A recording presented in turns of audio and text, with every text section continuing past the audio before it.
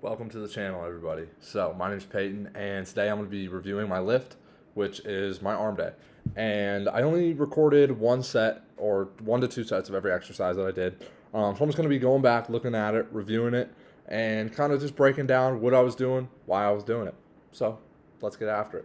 Started with not dumbbell, plate loaded shoulder press, and I did 2 warm-up sets before this. Then this is my first set, which I had a 45 and a 35 on. So let's take a look at this one.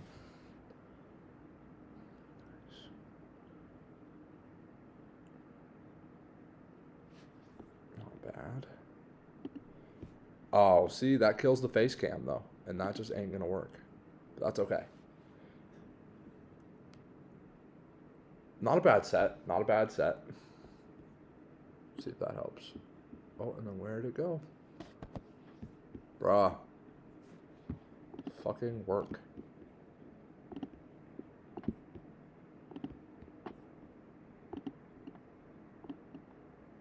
Oh my god, dude.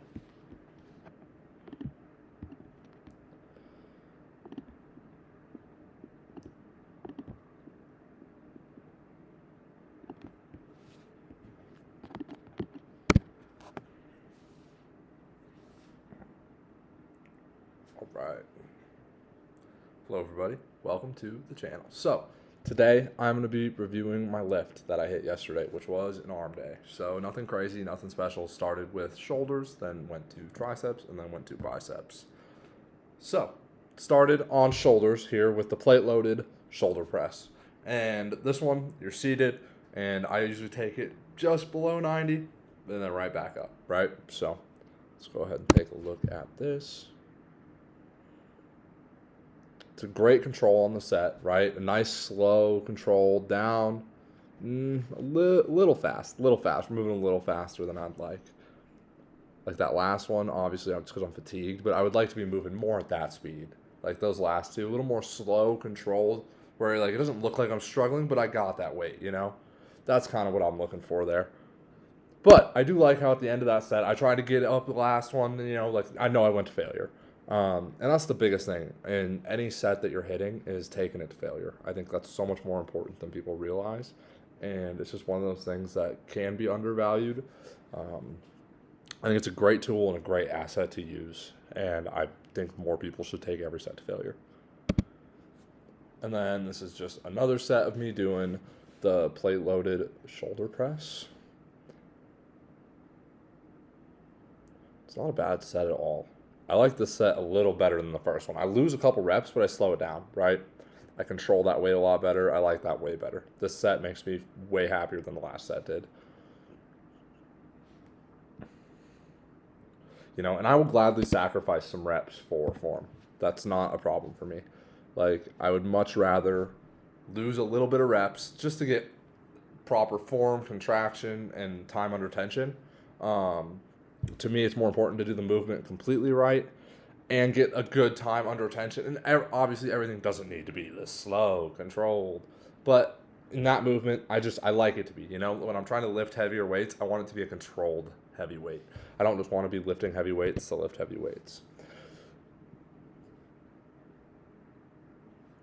So, this is my second set of it, but let's see here. Then we moved over to lateral shoulder raises, right? And you can do these with a cable or with dumbbells. I prefer to do them with dumbbells, but every week I change. I alternate just because switch up the movement a little bit, even though you're doing the same thing.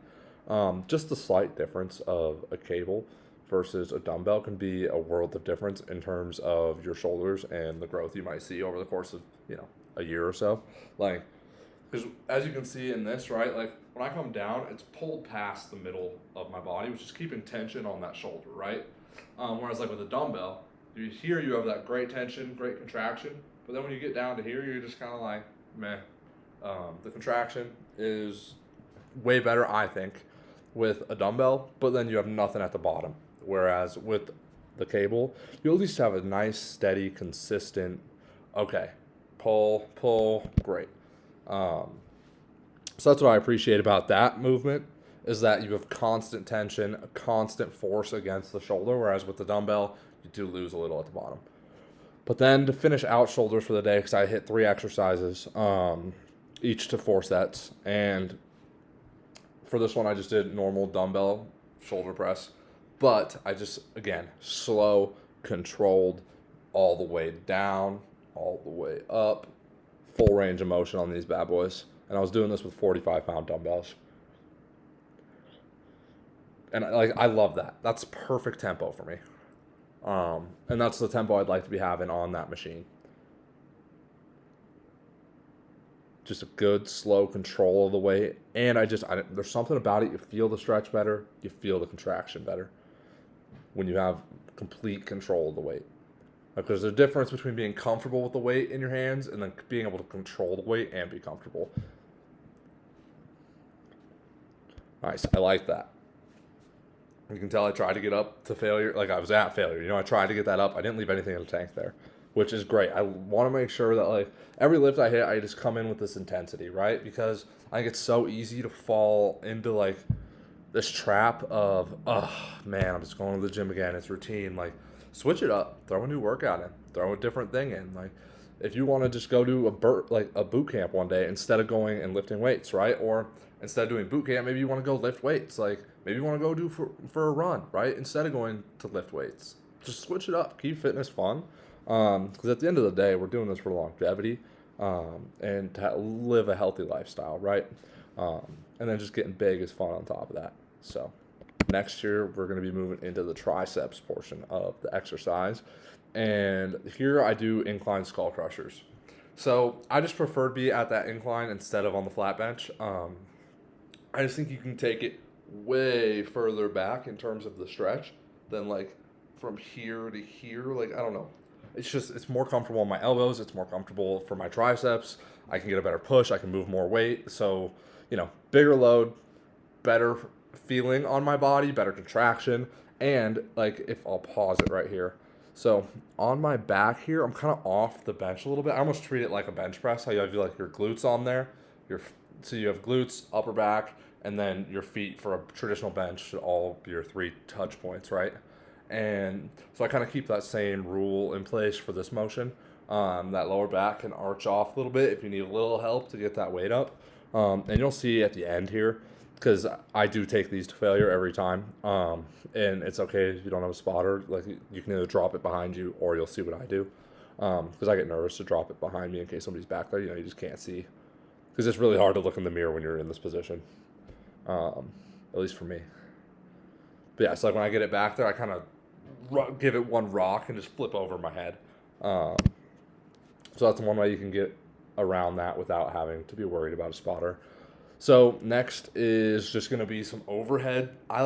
This particular day, I went super wide, and I go up and back almost for the triceps, and I like to hold at the bottom. I didn't do a great job in this set, I'm going to be honest, but I like to 1, 2, and then back up into my contract, just because I like the stretch on this so much. I think it's such a crucial part of the movement, and it just puts a weird tension on your triceps that just makes you feel way better after doing this. Just gets you a little more pump. Like, it's amazing. But yeah, you can see, like, I'm not quite holding it down there as long as I'd like on that stretch, and that's something that I can keep in my mental notes right now is, okay, I saw that, I acknowledged it, hold a little better at the bottom. But also, I will say, too, this rope that I'm using, if you can tell, I'm not at the top because it's uneven, right?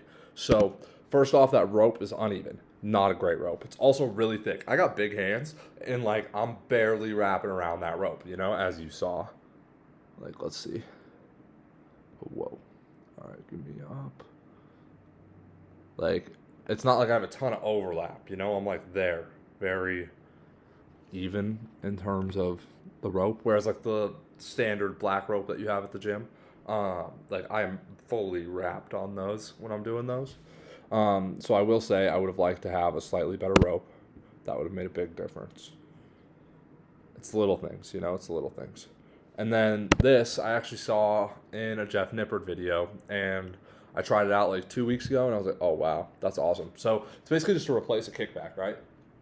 So in the standard kickback motion, you're down and doing that. So there's my arm in a normal kickback, right?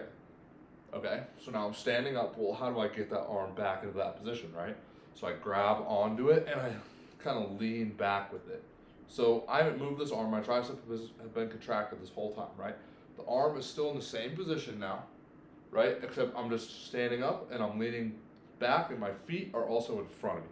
I'm holding on to the machine kind of like right there-ish where my mouse is. I'm just holding on, not a lot, obviously, but just as a little support and leaning back so that you can just really lean into it. Because then when you kind of get to that failure point too, then you can just really kind of like squeeze into it. Use that body weight a little bit and maybe get one extra rep.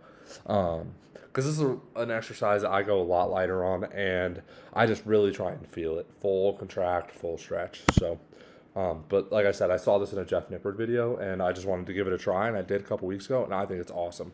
A really good movement, a great mind-muscle connection. As you can see, like, look at that, my tricep.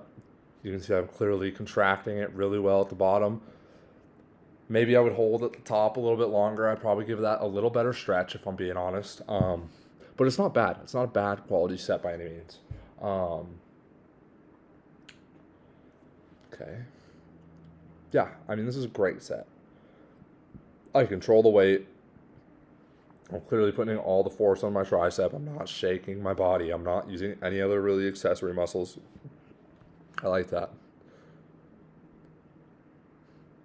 And I like doing single arm stuff just because it's so important to work your arms, your legs, everything separately, at least a little bit, right?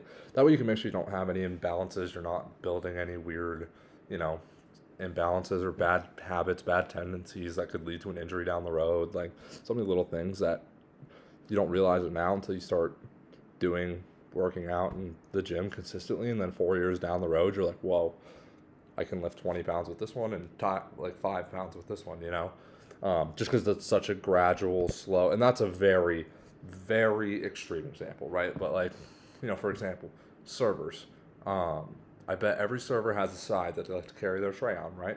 I bet you that arm, if you go to do a shoulder press, I bet you whichever side they carry their tray on, if they've worked for a year straight serving, I bet you they can do 5 to 10 pounds more with that arm that they carry the tray with, right? Just because of that simple little thing, right? And same thing when you're doing workouts. If you're favoring one side more than the other, or one thing more than the other, or you're just off a little bit, you could slowly build up those imbalances. So I just like to do a little bit of single arm, single leg stuff, just to really focus on like, okay, how do I feel? Do I feel as strong? Like, great, awesome. So that's one thing I really like about doing single arm stuff like this. So that way I can kind of track and gauge, like, okay, and I felt like my left was a little weaker than my right, and I'm right-handed dominant, So that, it doesn't shock me by any means. But that was my portion of triceps, and I just like to finish with that one because I think it's a great blood flow exercise. It's not so much of a force exertion exercise where you really like fatigue the muscle through weight. It's more of you fatigue the muscle through the stretch and the contract. But man, you can just fill those triceps up so nice, and they just look so full, especially the long head. So like after your workout, when you hit a front double bicep, it just makes that whole arm look so nice. Okay, and then here I was doing the easy bar curls for my first bicep workout. And for biceps, I'm very lucky that like my biceps respond very well to training. And so I only hit them twice a week, but for very minimal sets. Usually like per workout, it's probably 6 to 7 sets total for biceps. And then per week, it's just that times 2. So 12 to 14. But I like to do easy bar curls to start. I like to do something on biceps where it's a dual arm movement, and then I go to usually a single arm style movement after. But so I grab 60s for this, and I like to hold at the top for a 1, 2, boom, down, and then back up, 1, 2, and I love it. You just get such a crazy contraction up there, and it just really helps to that pump, and then stretch them out all the way at the bottom. You see some people stop those elbows a little bit, right? And you see them like just come down and stop and right back up versus the full stretch, full contract, full stretch, full contract. You know, like those little differences, man. It's little things that, like, over the course of a year, that could be the difference in you having 20-inch arms and you having 22-inch arms, which is 2 inches matters. Just kidding, it doesn't. But you never know, you know, like that 2 inches on your arms could be, if you're going for size, purely size alone, that could be the difference in you winning a show and losing a show, or that 2 inches in your legs from getting the extra depth on the squat, or, you know, the extra tighter squeeze on the hamstring curls, like whatever it may be. If you can just push yourself and force yourself to get that little extra bit of perfection into your sets in any way you can, and, you know, whatever that means, and obviously do things within injury risk and what you're comfortable of lifting, but, you know, if you're able to, man, there's just no reason not to go 100%, 110% all the time. See, but now I'm going to completely change tones. Whereas on this exercise, right, you cannot fully lock out because it's a safety risk, right? The preacher, I guess you can, but I don't know. I don't like it. I'm very cautious in the gym. I'll do anything to keep injury prevention at a minimum while getting the most gains from that. So for these, right, I like to think like, okay, I'm going to get, so you can kind of see, like there's my elbow, and I'm straight out right now. So I do not want to have a locked out elbow. You kind of want to be like there, right? Like have that kind of bend. You do not want to be straight for these. Just because the extra weight, like, you know, can't be good for your elbows, can't be good for your tendons. And you don't want to tear a bicep either by overstretching it. So on these, that way I can still have some weight on there, but I go way light on these just because it is a little more risky. And I just come down, I stop right about there, and then back up. I will say that I normally do these on a machine. And I don't know if you can see it, but, oh, silly me. It's back in there somewhere, right? It's a preacher curl machine. It was being used. So I hate doing this kind of preacher curl because you lose the contraction at the top. You can't like fully squeeze the bicep without losing it a little bit at the top. But the stretch on these is awesome, which is why I like the lighter weight.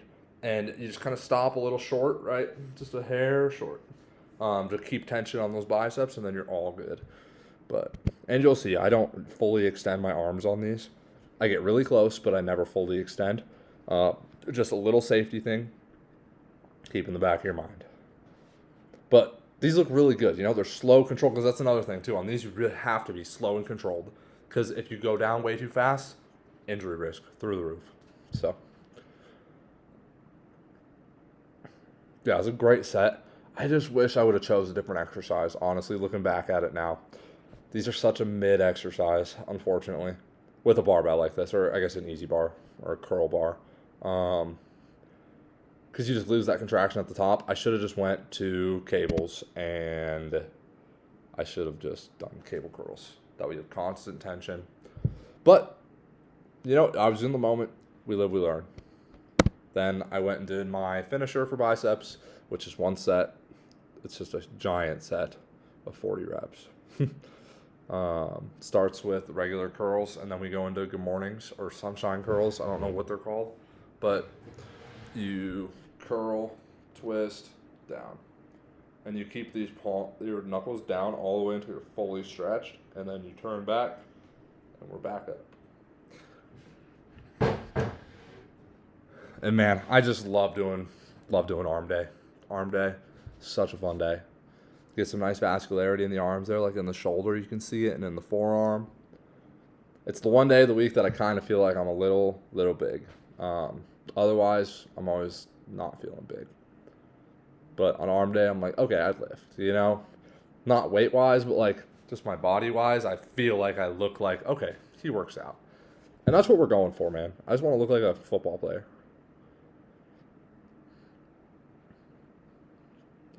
It's like one of my favorite finishers.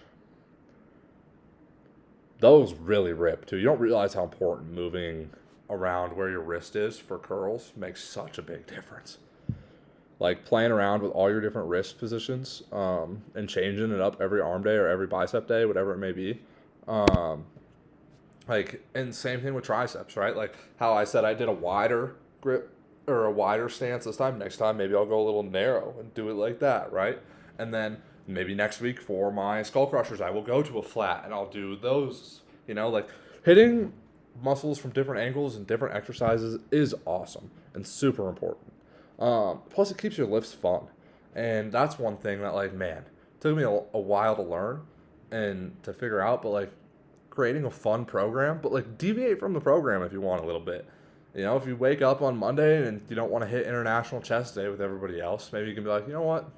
I'm going to go for a run today. I'm going to go for a hike. I'm going to go for a bike ride. Like, your fitness doesn't necessarily have to be the gym. And then it's like, okay, Monday is your chest day, right? And you're like, man, I'm so sick of benching. Great. Let's switch it up. Let's start with flat dumbbell bench. And then let's superset that with push-ups. And then let's do resistance band cable flies style, Like, make your workout fun. Find different ways to challenge your body. Maybe do a body weight workout entirely.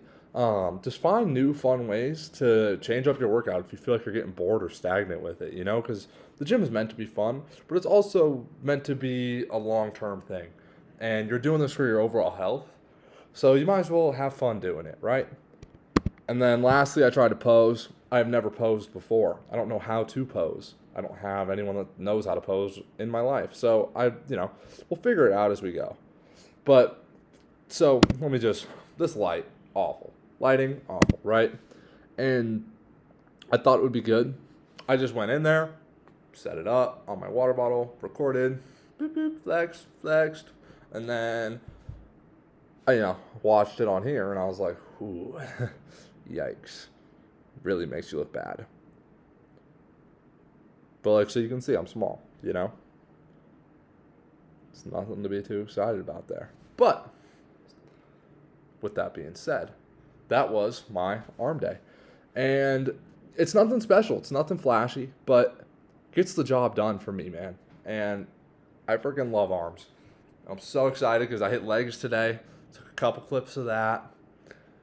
But tomorrow's chest and back for me. And that's a real weak point in my lifting. So that's one thing, too, that I'm really excited to start hopefully doing this and posting to YouTube and recording myself because I want to really push it. I'm ready to really push it.